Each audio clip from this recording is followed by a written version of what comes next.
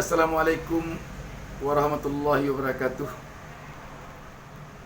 Ketemu lagi dengan saya Bustami Narda. Pada kesempatan ini saya mengajak sahabat sekalian untuk bicara tentang hal yang akhir-akhir ini sangat booming, sangat viral dibicarakan di Jakarta pada khususnya, Indonesia umumnya. Seiring dengan telah dilantiknya Menteri Sosial Ibu Risma, gebrakan beliau pertama mengundang banyak perhatian masyarakat, baik warga Jakarta maupun warga di luar Jakarta atau umumnya Indonesia. Ibu Risma begitu selesai dilantik langsung terjun ke lapangan. Pertama ke Kali Ciliwung, melihat kondisi warga masyarakat di sana. Selanjutnya beliau juga langsung melihat warga masyarakat yang boleh dikatakan gelandangan atau tunawisma di Jalan Tamrin dan Jalan Sudirman, benar-benar di jantung kota Jakarta. Bagaimana menarik perhatiannya kunjungan Ibu Risma ke Kali Ciliwung. Lebih menarik lagi ketika Ibu Risma menemukan tunawisma di Jalan Tamrin dan Jalan Sudirman. Dan ini berlanjut beberapa hari. Dan tak pelak lagi pembicaraan di tengah-tengah masyarakat, apalagi di media sosial, sangat-sangat viral, sangat-sangat menghebohkan. Kenapa? Karena apa yang dilakukan oleh Ibu Risma sungguh sangat mengejutkan. Ketika Ibu Risma melihat ada tunawisma di Jalan Tamrin dan di Jalan Sudirman, ketika Ibu Risma prihatin melihat kondisi warga masyarakat yang mungkin tergolong miskin di Kali Ciliwung, mengundang banyak tafsiran dari warga masyarakat. Antara lain ada yang mengatakan mantan wali kota Surabaya ini sepertinya ada maksud untuk mulai start mencari simpati warga kota Jakarta untuk maju pada Pilkada Gubernur DKI Jakarta mendatang. Kenapa demikian? Warga masyarakat beralasan, kenapa Ibu Risma tidak langsung sebagai mensos ke daerah-daerah, ke tengah-tengah masyarakat yang memang selama ini telah sangat menantikan beliau untuk datang ke tempat mereka, khususnya di luar Pulau Jawa. Bisa saja ke Sumatera, bisa saja ke Kalimantan, apalagi ke Papua. Jadi tidak mengherankan kalau kita melihat di medsos netizen pada mengatakan bahwa Ibu Risma lebih baik pergi ke Papua, pergi ke Pulau Kalimantan, pergi ke Pulau Sumatera, pergi ke Sulawesi, atau pergi tempat yang di luar DKI Jakarta yang mungkin sangat banyak Ibu Risma di sana menemukan hal-hal seperti yang ditemukannya di Jalan Sudirman, yang mana Wakil Gubernur DKI Jakarta sendiri mengatakan beliau sejak 4 tahun umurnya tinggal di kota Jakarta belum menemukan adanya pengemis Belum ada menemukan tunawisma di Jalan Sudirman dan Jalan Tamrin. Kok sekarang ada? Dari semua itu ada yang mengatakan ini mungkin tunawisma ini diskenariokan agar ada di sana. Tetapi di balik itu tidak sedikit pula yang mengatakan bahwa Ibu Risma ini benar-benar melihat kenyataan bahwa ada tunawisma di Jalan Tamrin dan di Jalan Sudirman.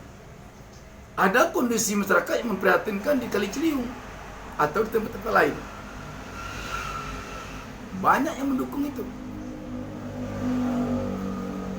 Tetapi kelihatannya gayung pun bersambut. Pemda DKI tidak diam. Dia upayakan mencari data-data tentang tunawisma yang ditemukan oleh Mensos tersebut. Ini bertambah enak lagi dilihat, ditonton bagaimana ini antara Gubernur DKI yang sekarang diperbincangkan juga bahwa sangat besar kannya untuk maju ke RI 1 pada tahun 2024 nanti. Sangat besar. Sampai sekarang boleh dikatakan sulit menandingi beliau, Anies Baswedan, untuk maju ke RI 1. Disinilah kelihatannya. Tetapi kenapa kalau RI 1 yang dituju Gubernur Anies Baswedan, kenapa kok kelihatannya agak lain ketika Ibu Risma menelisik, belusukan, melihat hal-hal yang katakanlah negatif di DKI Jakarta. Ini bisa saja, mungkin ini kalau seandainya tidak sesungguhnya yang terjadi, atau diskenariokan, atau ada tujuan Ibu Risma, atau ada tujuan Mensos, atau ada tujuan pemerintah pusat untuk bagaimana mencari kelemahan-kelemahan dari Gubernur DKI, tentu akan menurunkan reputasi seorang Gubernur Anies Baswedan untuk maju ke RI 1 mendatang. Ini mungkin analisa-analisa kita saja. Tapi namun demikian, hal yang menarik bagi kita, masyarakat sesungguhnya sekarang memang mengharapkan pemerintah ini jujur. Jujur dalam melihat apa yang terjadi. Tidak ada skenario-skenario. Jujur dalam melihat apa yang terjadi. Tidak ada yang ditutup-tutupi. Ini. Jangan sampai nanti warga masyarakat yang katakanlah hidupnya susah di bawah garis kemiskinan, katakanlah ada perkampungan kumuh, itu menjadi komoditas politik, diperebutkan oleh para politisi untuk maju, untuk menarik simpati masyarakat. Ini sebenarnya itu yang masyarakat atau warga mungkin kurang paham. Saya juga punya pengalaman di kampung saya waktu saya masih muda-muda dulu, ketika Orde Baru berkuasa. Kampung saya itu sekarang baru saya sadar, atau ketika saya sudah mahasiswa baru saya menyadari bahwa dijadikan komunitas politik oleh orang-orang politik. Caranya kemana? Bagi yang berkuasa waktu itu, ketika akan meminta bantuan ke pusat, itu dipoto, diambil kampung saya itu dijadikan, ini nanti akan kami bangun di sini sekolah, akan kami bangun persawahan irigasi untuk kampung terisolir ini. Begitu dananya turun, dialihkan pada tempat yang lain. Ketika akan pemilu, itu jurkam-jurkam datang. Besok kita bangun di sini SD, kita bangun di sini SMP, kita bangun di sini jalan. Tetapi kenyataannya itu jalan setelah reformasi juga baru ada, baru masuk ke tempat saya. Sekolah juga baru ada tahun 2008. Kan ketika reformasi juga. Bayangkan berapa lama, berapa puluh tahun masyarakat dijadikan sebagai komoditas politik, dibagai sebagai objek untuk meminta-minta uang, untuk mencari-cari suara. Ini yang terjadi dulu. Kalau di era reformasi ini terjadi juga itu, sungguh sangat-sangat kita sesalkan. Sekarang kalau ingin maju, kalau ingin menarik simpati masyarakat, sebaiknya dengan program saja. Saya mau maju, program saya ini. Saya mau maju, program saya ini. Saya mau maju jadi presiden, ini program saya, ini program saya, ini program saya. Nanti tepati. Saya mau maju jadi gubernur DKI, ini program saya, ini program saya, ini program saya. Kalau ingin maju jadi gubernur DKI, jangan cari-cari kelemahan-kelemahan yang ada di DKI. Supaya reputasi kawan yang sedang duduk jatuh. Begitu pula bagi yang sedang duduk, jangan ada yang ditutup-tutupi. Supaya kawan tak bisa masuk. Demikian juga untuk maju nanti ke pusat RI 1 gitu juga. Maju dengan membawa program sesuai dengan kondisi yang ada di lapangan. Yang sedang berkuasa jangan pula menutupi. Kalau ada nanti calon dari yang sedang berkuasa maju.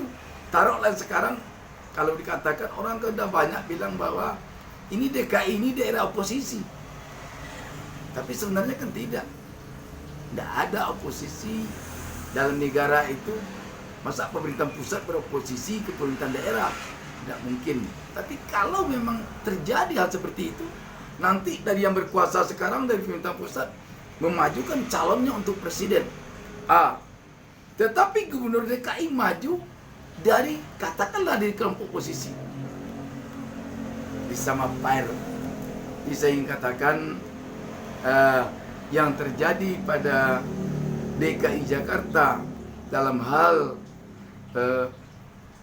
belusukannya Ibu Risma sebagai Mensos, mungkin dapat hanya kita tarik aja kesimpulan, kalau sekiranya ada unsur untuk mencari-cari kelemahan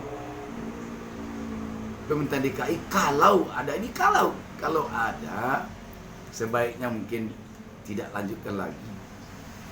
Kalau ada. Tapi kalau ikhlas semata-mata karena ingin memperbaiki masyarakat Jakarta, terus maju. Tetapi sekali lagi, sebagai Mensos, Ibu Risma tentu nanti akan menyeimbangkan perhatian kepada DKI Jakarta dengan perhatian kepada seluruh wilayah Indonesia. Sebab kita yakin, bagaimanapun DKI ini kita yakin pembangunannya baik dari segi apapun jauh lebih maju dibandingkan dengan daerah-daerah lain, apalagi daerah lain Pulau Jawa. Kita bisa itu lihat itu. Sehingga Ibu Mensos seharusnya jauh lebih banyak perhatian keluar Pulau Jawa, keluar DKI Jakarta dibandingkan perhatian di DKI Jakarta.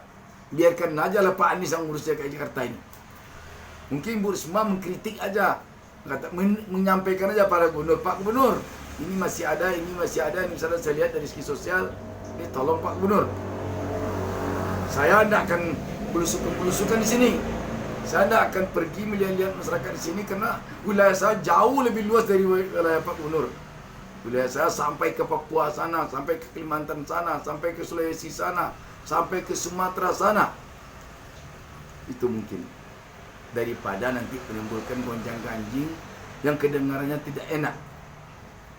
Sebab masyarakat kita sekarang, saya berkali-kali disampaikan di YouTube saya, masyarakat kita ini sekarang sedang membutuhkan bagaimana pemulihan ekonomi ini bisa berjalan dengan cepat seiring dengan pemulihan kesehatan. Kenapa demikian? Sekarang ini sekali lagi saya katakan masyarakat ini sedang susah. Untuk cari makan dia susah. Untuk cari sesuap nasi dia susah. Yang dulu punya toko 4 sekarang 1 pun tidak ada. Yang dulu punya rumah 3, sekarang rumah habis dijual, habis diambil bank, habis diambil tempat-tempat kita punya utang dulu. Mobil yang dulu banyak sekarang sudah tidak ada. Susah. Kalau bapak-bapak pejabat pergi ke Tanah Abang, lihat di sana gimana kondisi masyarakat sekarang. Yang dulu punya toko, yang dulu bisa transaksinya 10 juta satu hari, sekarang 10 rupiah mungkin, 10 ribu mungkin, 100 mungkin. Susah. Itulah kondisi sekarang. Saya tidak akan sampaikan kondisi itu sebab kita sudah tahu, apalagi pemerintah sudah tahu. Jadi kalau ada misi-misi membantu rakyat menyelipkan politik, jangan. Allah akan mengutuk nanti Allah itu. Kalau memperbaiki nasib rakyat sekarang yang sedang susah begini dengan cara, dengan strategi politik untuk tahun 2024, untuk tahun 2024 nanti, atau untuk yang jangka pendek, jangka menengah, jangan. Masyarakat kita sudah panik. Apalagi sempat ribut bertengkar hanya gara-gara memperebutkan lahan politik. Waduh, betapa kecewanya rakyat. Untuk itu kita berprasangka baik bahwa belusukan Ibu Risma ke sudut-sudut kota Jakarta kemarin ini, termasuk ke jantung kota Jakarta, itu hanya pembukaan, mungkin memberi warning kepada seluruh daerah bahwa beliau secepatnya akan pergi ke daerah-daerah lain. Itu mungkin warning. Sebab kalau di Jakarta beliau belusukan, beliau membuat gebrakan lebih dulu, ributnya akan keras, terdengarnya akan keras, sehingga daerah-daerah sudah tahu. Nah, sehingga ke bupati, wali kota, gubernur sekarang sudah perbaiki cepat-cepat. Nanti Ibu Risma datang belusukan ke tempat kita ini, segan kita nanti, malu kita. Itu. Mudah-mudahan itu yang terjadi. Mudah-mudahan Ibu Risma tidak berlebihan di dalam melakukan apa yang dikatakan belusukan itu. Berlebihan dalam artian berlebihan kepada tujuan-tujuan lain selain dari tujuan semata-mata untuk memperbaiki kehidupan masyarakat. Untuk memperbaiki, tidak ada jauh lagi dari itu, tujuan untuk mencari amal, untuk beramal. Kalau beramal itu nanti yang tahu itu Allah. Kalau Islam, Allah yang tahu. Detak jantung kita saja Allah tahu, apalagi kalau ada tujuan kita yang tidak benar-benar tujuan kita untuk semata-mata karena Allah, tapi karena politik, karena tujuan ini, tujuan itu. Itu mungkin perbincangan kita pada kesempatan ini. Selamat kepada Ibu Risma. Semoga Ibu Risma sehat selalu dan bisa cepat ke tempat-tempat lain, ke Sulawesi, di Kalimantan, ke Sumatera, ke Papua. Itu. Semoga Ibu Risma cepat pergi ke sana, cepat melihat rakyat di sana, sebab rakyat membutuhkan Ibu Risma. Kalaulah rakyat melihat Ibu Risma dulu berdiri di tengah di jalan di Surabaya itu, mengatur mobil, menyapu jalan di sana, saya lihat di video di apa dulu di media. Wah, masyarakat sekarang sangat berharap Ibu Risma juga bisa nanti di daerah-daerah seperti itu. Jakarta biarkan aja Pak Anies yang kerja di sini, biarkan aja. Demikian saja. Wassalamualaikum warahmatullahi wabarakatuh.